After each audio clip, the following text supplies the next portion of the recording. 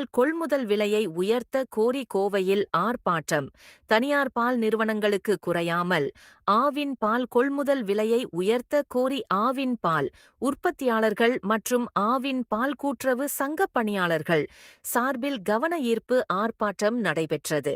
ஆவின் பால் கொள்முதல் விலையை உயர்த்தாமல் பால் உற்பத்தியாளர்கள் முழுமையாக தனியார் நிறுவனத்திற்கு மாறும்போது தனியார் நிறுவனம் கொடுப்பதுதான் விலை, தனியார் நிறுவனம் சொல்வதுதான் சட்டம் என்ற நிலை உருவாகி தமிழகத்தில் பால் உற்பத்தி தொழில் அழிந்துவிடும்.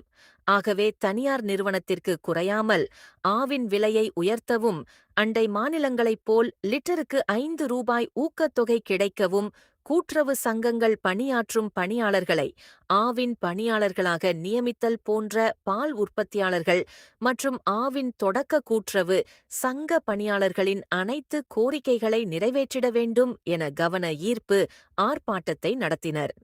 தமிழக விவசாய சங்கமும் தமிழ்நாடு பால் உற்பத்தியாளர் நல சங்கம் இணைந்து பால் கொள்முதல் உயர்த்த கோரி கோவையில் ஆர்ப்பாட்டம் நடத்தி கொண்டிருக்கிறோம். தனியார் நிறுவனங்கள் குறையாமல் ஆவினுக்கு பால் கொள்முதலை உயர்த்தி பசும்பால் லிட்டருக்கு 50, எருமைப்பால் லிட்டருக்கு 60 வழங்க வேண்டும் என்று முதல் கோரிக்கையை வைக்கிறோம். அதே போல அண்டை மாநிலங்கள் கர்நாடகா, புதுச்சேரி போல ஊக்கத்தொகை லிட்டருக்கு ரூபாய் 5 உயர்த்தி வழங்க வேண்டும் என்று கோரிக்கை வைத்திருக்கிறோம். அதைவிட முக்கியமான கோரிக்கை, அரசியல் தலையீடு இல்லாமல் இந்த ஆவினுக்கு தேர்தல் நடத்தி உண்மையான பால் உற்பத்தியாளர்களை பொறுப்பாளர்களை நியமிக்க வழிவகை செய்ய இந்த தமிழக அரசு முன்வர வேண்டும். அதுபோல இந்த ஆவின் பணியாளர்களுடைய கூலி உயர்வை உயர்த்த வேண்டும், பணி நிரந்தரம் பண்ணணும், ஓய்வூதியம் வழங்க வேண்டும். அவருடைய அனைத்து கோரிக்கைகளும் நியாயமான கோரிக்கைகளை நிறைவேற்ற வேண்டும் என்று இந்த ஆர்ப்பாட்டத்தின் வாயிலாக கேட்டுக்கொள்கிறோம்.